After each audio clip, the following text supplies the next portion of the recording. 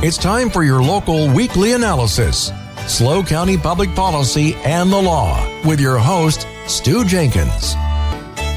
Welcome to SLO County Public Policy and the Law, only on K-News FM 98.5. Thank you for staying tuned to our second hour. I'm your host, Stew Jenkins. As a lawyer, I help folks protect their families and real estate in their estate plans. Since 1978, I have tried several thousand SLO County court cases. It has been my privilege to strike down unconstitutional election laws and city ordinances. I've also been honored to serve repeatedly as Superior Court Special Master, and I successfully sued the Bureau of Cannabis Control to compel them to take down marijuana billboards along Route 101. Office holders, lawyers, and activists appear on SLO County Public Policy and the Law to inform you about government actions shaping your lives. Last week, I had resident for Quality Neighborhood advocate Kathy Walker telling us how she took on City Hall to stop Palm Street from being closed off to turn that residential street into a homeless encampment. Then lawyer Saro Rizzo talked about homeowners associations and what you can do legally and practically if the one you are in goes off the rails. If you missed last week's show, log into the podcast of the interviews at knews985.com. I'm pleased today in our second hour to chat with former Grover Beach Mayor Debbie Peterson. And she's here to talk about the South County towns of Pismo Beach, Arroyo Grande, Grover Beach, and Oceano proposing ever-increasing water rates to fund a sewage recycling plant for your household water supplies. And finally, at the end, we're going to talk about the upcoming holiday. But now, let's talk with Debbie Peterson. Welcome to the show, Debbie. Thank you, Stu. It's great to be here. When I think about the regional water treatment plant for the South County cities, I sort of think about Ahab and the Great White Whale. Yeah. What's going on? Well, yeah, we have a sanitation district that's had quite a lot of infamy down the South San Luis Obispo County Sanitation District, and they're finally almost done with the project that the Water Board had been on them about for years. That was the California State Water Board. The State Water Board for decades. I think we can safely say decades. They're almost done with that. In fact, they got fined several times by that water board. And they had the biggest bill that was recorded in California. History. In the history, because they had not done the redundancy work, which means they hadn't done the backup plans in case something went wrong. Well, and there was a little problem with corrupt directors. There's a little problem with money going away, just kind of disappearing out of the reserves. Mm-hmm. Instead of getting spent on what it was supposed to be spent on. Which was doing the work that's now finally being completed now at about 5 times what it would have cost if it had been done on time. So that's almost done, which means that the quality of the water going into the ocean is up to snuff. Is that right? Yes, and it has been up to snuff for quite a long time. And it's actually, that's not the issue. The issue really is are there backup systems in place if something goes wrong? Because it's a public safety issue. Sewage is definitely a public safety issue. And you know, the American Medical Association did a survey to find out what was the most important advance in public health in the last 500 years, and they came up with one answer. Sewer systems. That doesn't surprise me. I looked into my ancestors in the early 1900s in North Dakota. They were digging wells, and they had sewers right next to them. The water table, like ours, was very high where they were doing it, and they had kids dying of typhoid. So I get that. That makes a lot of sense. Yeah. Well, the sewage treatment plant is located in Oceano. That's in Oceano. And it serves what communities right now? It serves Oceano, Arroyo Grande, Grover Beach, and Pismo Beach has their own sewer plant, but they use our outfall. So they've got a pipe that comes down, and they use the outfall. So they pipe their treated water down to the outfall at Oceano. Yes, and then everybody's water goes out to the ocean together. Yeah. We all go out together. And Is the capacity sufficient to serve those communities? It's absolutely sufficient. In fact, it could do a lot more. And for a long time, they were talking about retreating water down there in Oceano. And that's what it's what people wanted them to do.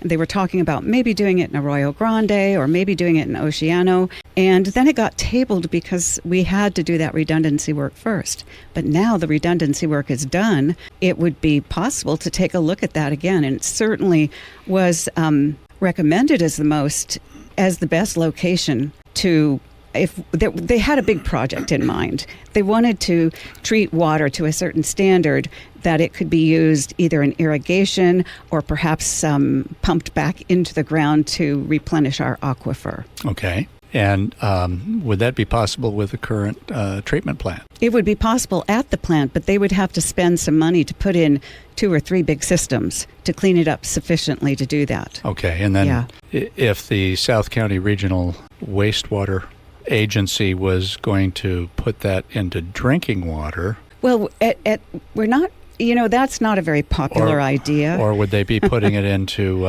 irrigating... areas for lawns or landscaping? That was talked about it for a while, but the big project right now, the very big exciting project right now is one that Pismo Beach came up with their sewer district, because they were treating their sewage remainder, the water left over, they were treating that to a much higher standard. Okay. And they wanted to take it to the next step. And of course, they really want to develop, some of them want to develop Price Canyon, but the issue, I think, is water. So they were very keen to find a way to get some more water. So they came up with really is a kind of an exciting idea. And the idea was that they wouldn't treat water that you could then drink, because that kind of grosses people out. What they would do is they would help our aquifer, which we've been overdrawing for at least 20 years, and they would treat it enough that it could be pumped back into the aquifer and hang out there for a little while and get mixed up with all the rest of the water, and then get drunk. Then get pumped back out of the aquifer, and then we drink it. and tongue-in-cheek, once it goes into the ground, it's going to be filtered, and there's going to be natural bacteria that it'll are going be to safe. Make it safe. Yeah. Now, just where is this aquifer? Oh my goodness! It goes all the way down to Santa Maria. Okay. And we have a judge or master, whatever they call them that you do, who oversees all of it. Yeah. And but we have a small part that's really just it's the northern part of it that is pretty much what we all pump out of, and it's somewhat separate from the whole water basin. Okay. It's not quite the same as the Nipomo Santa Maria water basin, is it? Or it is the same. Yeah, it is? Okay. It's kind of it's a little junction off of it, but yes, it is the same water basin, and it's in trouble. We're pumping way too much water out of it. It's getting lower and lower. Well, now all of these cities are actually served also by Lopez Dam water, aren't they? We are, yes. Yes. And was there any thought to pumping that water back up into the upper reaches of the streams that go into that? That's a good idea.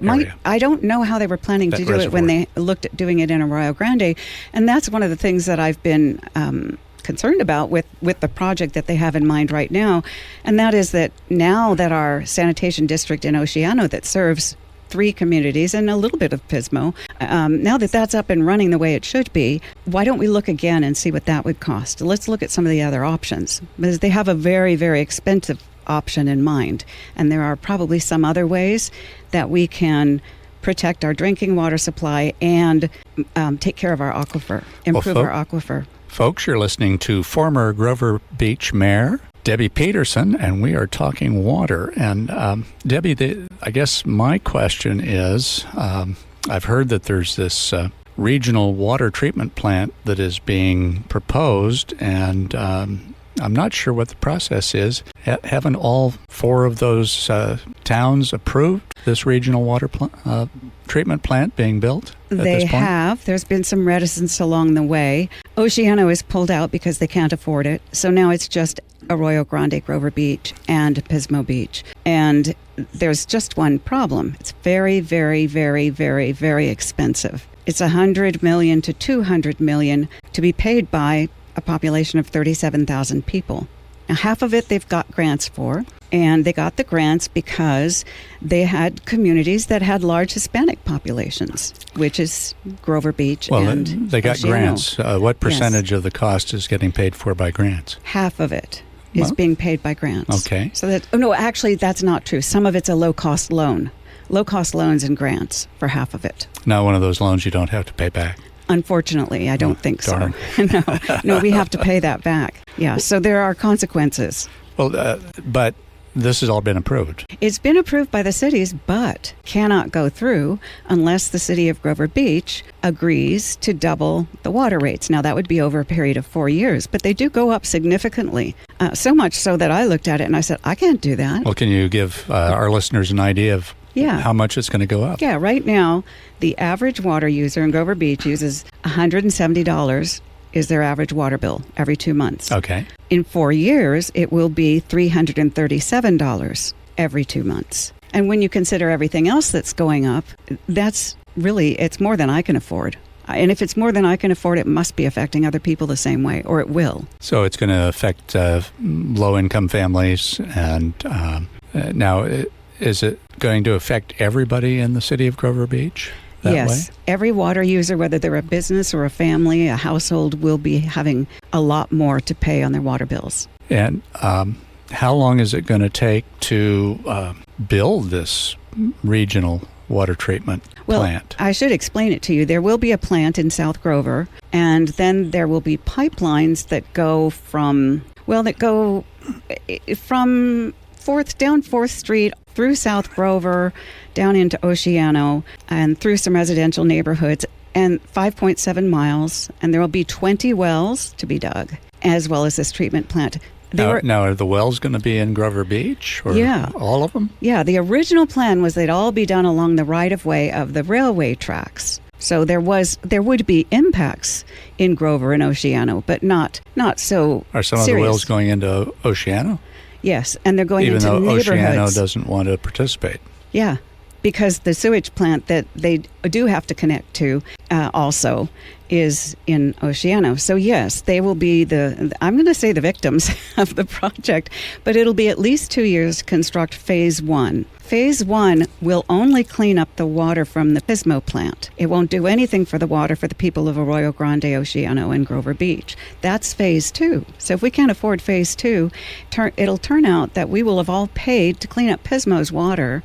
And my question is, I talked to someone the other day who said, well, isn't the person who puts the water back into the aquifer, aren't they the ones that own it? And I thought, oh dear.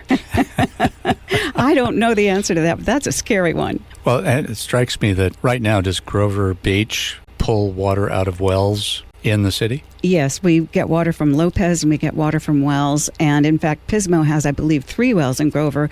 And So Pismo's taking Grover's water?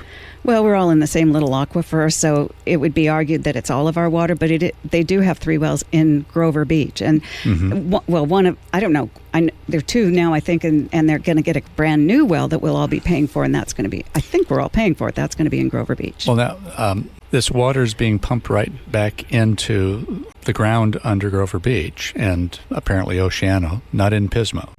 That's correct. Is that correct? That's correct. Is any of it being pumped into the water table of Arroyo Grande? No. So I guess... Not that I'm aware of. Although we kind of share the same water table. Arroyo Grande has its own wells in Arroyo Grande, don't they? I think so. I'm not quite sure how Arroyo Grande handles their water, but I think we're probably all using some percentage of well water, groundwater, and Lopez water. What strikes me as remarkable is that all of this water is going to be pumped into the ground near the beach.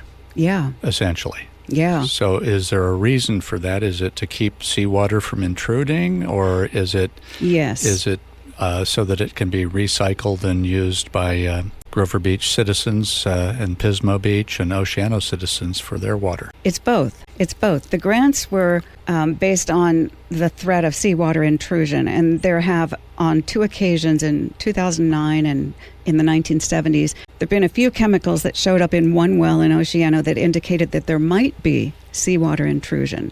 And there's always the risk of that. Of course. If we allowed Mother Nature to be Mother Nature, if we hadn't pushed the dunes into the marshes of Pismo so we could build, not Pismo, sorry, of Oceano, so that we could build houses in Oceano, then we would have a natural protection against seawater intrusion. Everybody wants to live by the beach, though. Right, So, right. Well, now, what's the cost going to be again? At this point, it's $100 million, but that I believe is only phase one, and I'm not sure it includes all of phase one. So this doubling could get more expensive still. And have bids been let at this point? I believe they've got some bids, and certainly.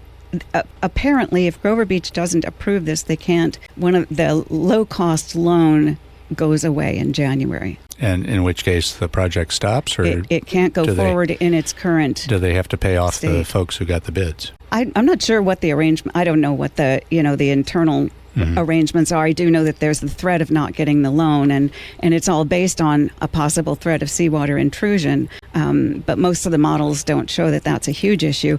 And it is a very good thing to pump water back into the ground because we've been overdrawing our aquifer for quite a long time. However, the purpose of doing it is so that they can pull more out than they're pulling out now.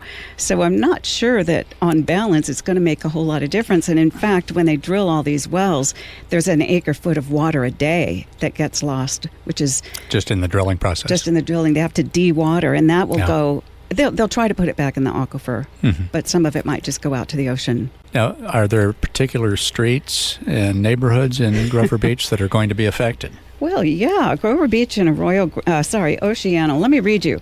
All of the number streets from South 3rd to South 15th are likely to have some construction or some traffic, either a well or a pipeline or lots of trucks for dewatering. Then all of the streets that go north-south will too. There's already sewer lines down those streets, aren't there? Yeah, but they have to put in some more sewer lines to bring things back and forth from Pismo and to send things to the 20 wells. They've got to get lines to the 20 wells. They're going to build them in the part of the wells where the water gets pumped down into the ground. Right. Okay. Yeah. There are, I'm trying to remember the numbers. There are 5 wells where it gets pumped into the ground.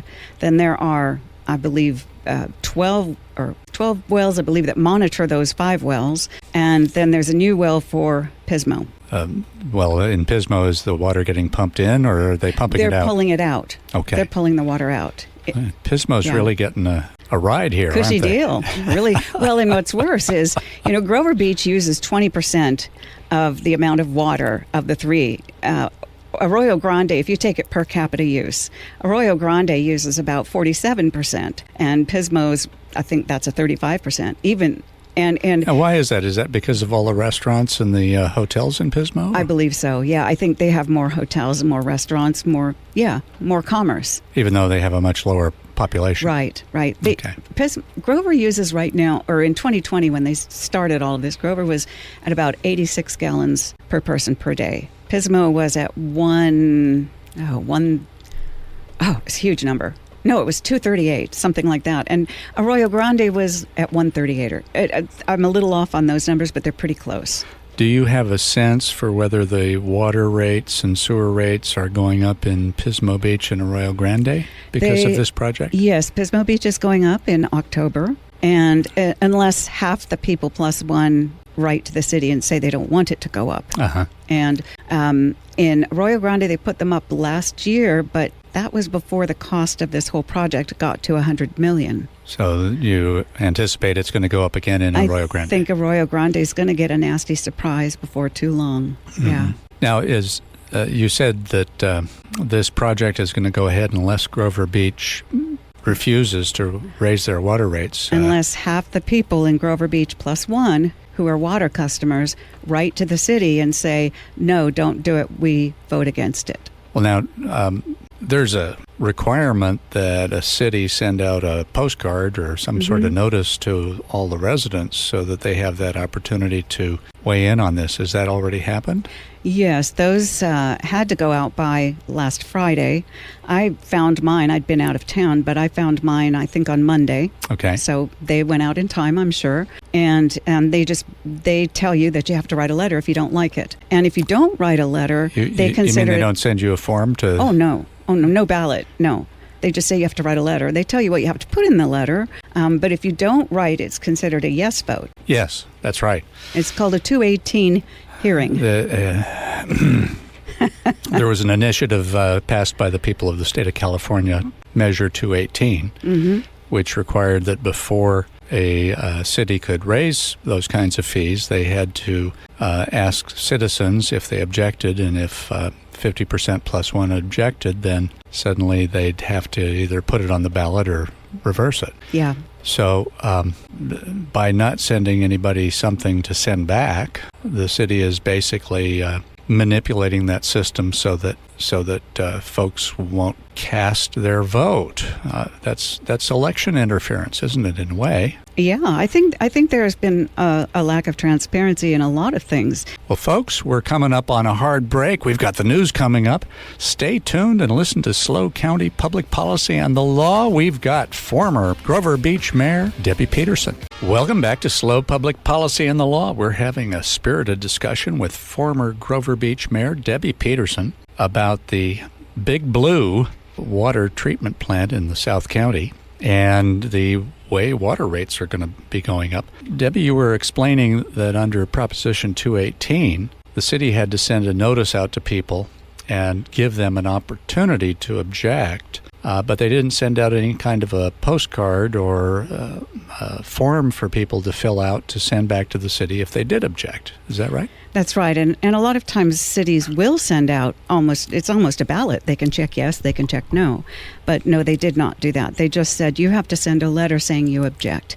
And if half of you plus one do that, then we can't go forward. So you don't have to do a formal letter. You can do a postcard or you can drop off something, can't you? Yes, you cannot email. No emails. Those don't count. But you can mail them a letter, or you can just go to the city drop box at 154 South 8th Street with a little letter with your name and address. Now, what's that address again? 154 South 8th Street is City Hall in Grover Beach. That's 8, like the number 8, folks, and that's the City Hall. Yep. And you can go in there and give your objection note or postcard or letter to the city clerk. Is that right? Yes, you can, and keep a copy of it for yourself. And what do you have to put on that? Or is there a form that you're providing people that they can download or come by your office and get? Yeah. To put your name in, you have to put your address or your parcel number and your signature. Well, and you have to say, I vote against the rate increase. The water rate Water increase. And sewer rate increase? Yes. Okay. Yes. And there's even a drop box. You could go by any hour of the day or night and put it in Grover's drop box. That's where you can pay your water bills that way. So I think you could probably vote that way too. But keep a copy of it. Now, does if you've got a husband and wife, do they both get a vote, or is it just per parcel? It is per water bill. So everyone who gets a water bill, every household, every business has one vote for that water supply. So if you've got a tenant who's getting a water bill, they have the right to make an objection. If the tenant's paying the water bill, yes. Mm-hmm. If not, it has to be the owner of the property. The owner. If the owner's paying it, whoever pays it can make the objection. So if you have a landlord who has 57 units and they pay the water bill on all of them, they get 57 votes? Exactly. One for every unit. Okay, there's your opportunity, folks. What you've always longed for. Some power. The one time you can vote early, vote often. Exactly. Now, let's talk about your podcast. Corruption Chronicles. Corruption Chronicles on YouTube, Debbie Peterson, and I tell stories of people who've encountered government corruption and what they've done to fix it. And I figured that would probably be a pretty good place to put this up so that people could see what they need to do and find out more about it. And the other thing I'm going to be doing is, provided someone's going to fund it, I will make sure that every household gets a mailer. It will be delivered by the post office that tells you about it, and on the back of it has a letter that you can send in. All you have to do is fill in the blanks with your name and your address and your signature, and it'll be easy. Now, folks, if you've just tuned in, you're listening to former Grover Beach Mayor Debbie Peterson. Debbie, you're still in real estate, aren't you? Team Peterson? Peterson Team Realty, and I am a real estate broker. Yes. Now, if people want to get a form, can they contact your office? You know what I'll do?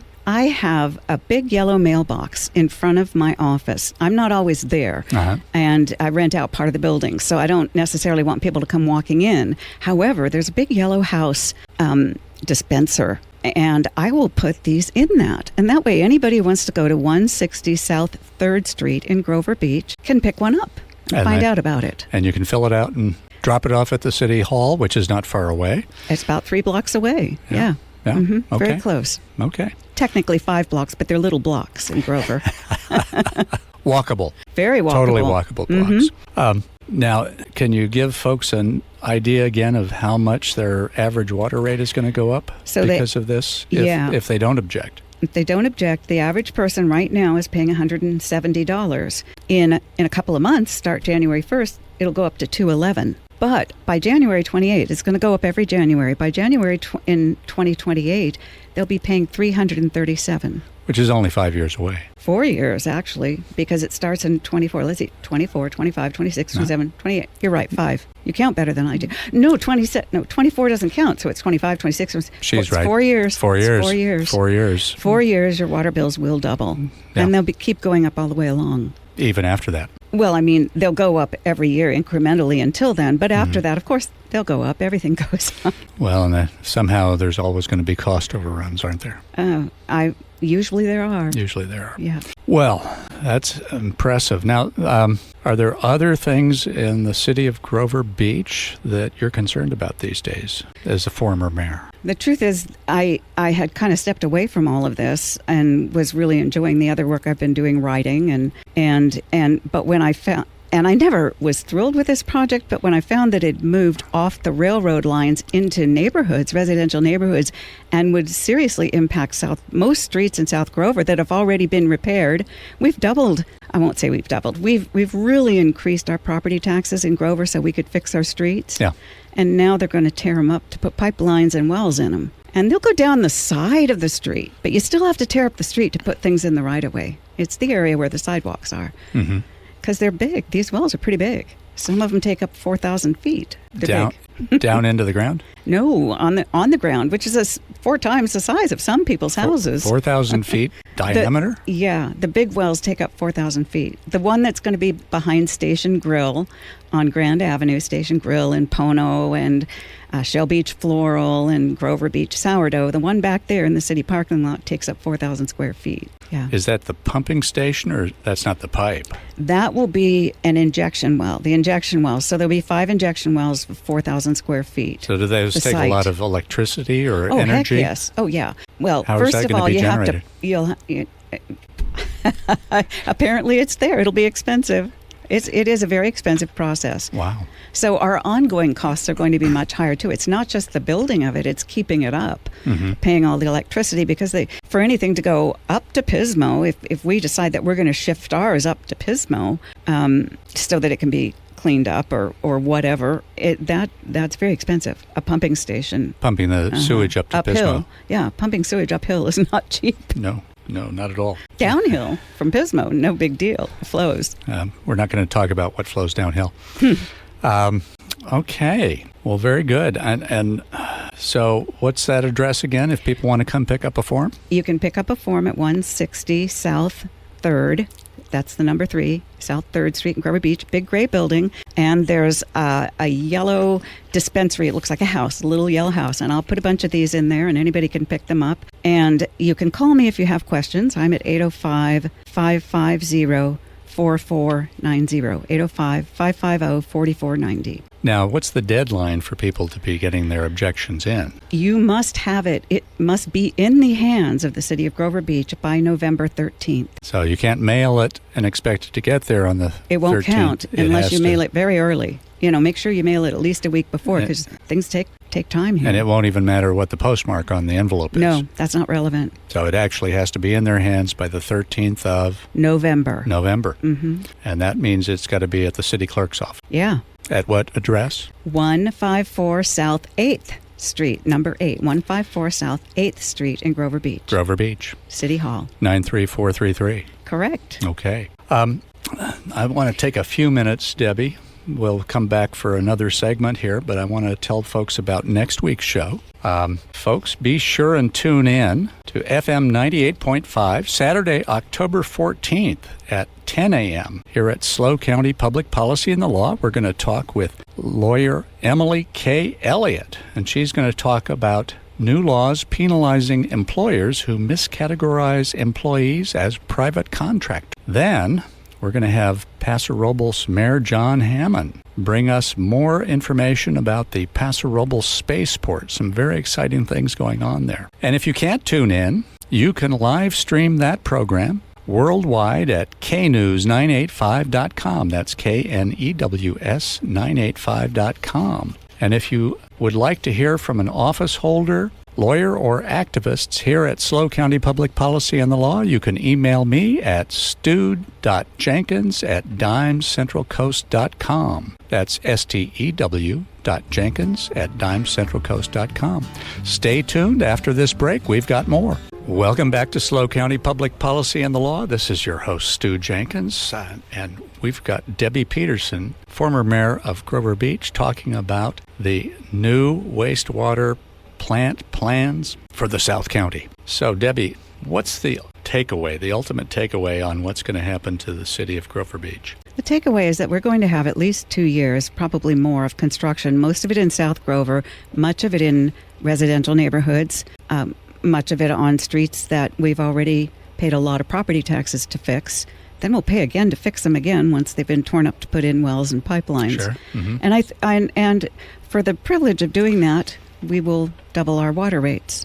Now, you said something about this being a social justice issue. Yeah, Why? I think. Why? Well, I think it's a social justice. Isn't it interesting that we were able to get the grants and the loans because we have a high Hispanic population in Oceano and Grover Beach, and yet it's that population, it's their neighborhoods that are going to be impacted by all the construction and the doubling of the water prices. Not the wealthy neighborhoods in Arroyo Grande and Pismo Beach that are going to benefit from this project. Exactly.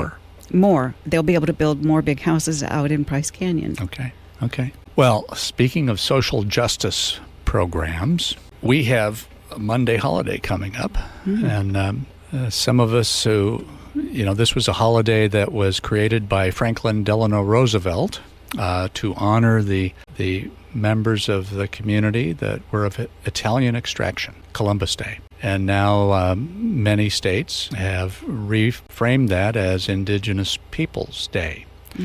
Did you want to talk about that a little bit? Yeah, when I was researching for my book, The Happiest Corruption, Sleaze, Lies, and Suicide in a California Beach Town, which everybody should have a copy of. Yeah, it'll give you some good ideas. I came across some writings by the Iroquois Nation and the other 4 or 5 nations that they formed a constitution with back in the 12th century. And they have the first and the longest surviving written constitution in the world. And indigenous nations all around the world are still using that constitution, and we took a great deal from it. But there are 2 things we didn't take. One was they put women in leadership by law, and the other one was that they said you have to consider unto the 7th generation the impact your decisions will make. And that's 700 years. Well, that's not a bad idea, is it? No. It reminds me of a story I heard about I think it was Cambridge or Oxford. There was a giant library there. It was beautiful. It had these giant oak beams that held up the roof. And one day, the board realized that it was a 500-year-old building and the roof needed to be repaired. But they said, well, there's nothing we can do to repair this because each of these beams is made out of an entire oak trunk. And we can't find anything like that. And it happened that there was a man of low education, not noticed by any of these professors and doctors, standing in the corner at their meeting. And he said in an accent that none of them had, that he didn't understand what was going on with them because he and his father before him and his grandfather before him and his great-grandfather, they'd been keeping that oak forest where all the students had been enjoying luncheons and studying just off the grounds of the library, because the entire thing had been planted 500 years before in order to create new beams. Oh, my goodness. But none of them remembered that. But the forester who kept it remembered it. We need more of that kind of foresight in our local governments, I think. Mm-hmm. One thing about Indigenous Peoples Day that's coming up is it does honor the folks who were here before we Europeans came, or Africans came, or Asians came to this continent. The thing about the way we've developed as a country is when Columbus landed, I understand, and you're right, the Iroquois did have their own constitution. Mm. I'm not sure it was written. I think it was handed down from father to son or mother to mother. Yeah, they did have that tradition. In an oral tradition. But it was a legitimate constitution. But when Columbus landed, there were approximately 150 million natives living in what is now the continental United States. Wow. But they had been completely insulated against certain diseases like tuberculosis, which developed in Asia or Europe, smallpox, and we'd had plagues that had raged through Asia and Europe several times that would kill off 9 out of 10 people. And the people who had survived had certain immunities to those. And when Columbus landed on Santo Domingo, I think, he and his crew had all those germs with them. And by the time the Pilgrims landed in Massachusetts and in Virginia, just 150 years later, 9 out of 10 of the native population had died from the diseases that had swept through the North American continent. And hence it is that when the Europeans were coming to the eastern side of what is now the United States, they thought, look at this vacant land. We can just go anywhere. We can build farms. We can build houses. And that was largely because of the diseases that had swept through. The tragedy. It is a tragedy. And yet you can understand that these were people who were fleeing starvation. They were fleeing religious persecution, sectarian wars, and tyranny, and they were able to set up here and hopefully bring the greatest, longest-lasting democracy the world has ever seen. Thank you for being with us here at SLO County Public Policy and the Law. Thank you, Debbie, for coming and talking about water rates. Anybody who wants to object, contact Debbie Peterson. 805-550-4490. This is Stew Jenkins at SLO County Public Policy and the Law. We'll talk to you next week. For more information on SLO County Public Policy and the Law, visit our website, knews985.com.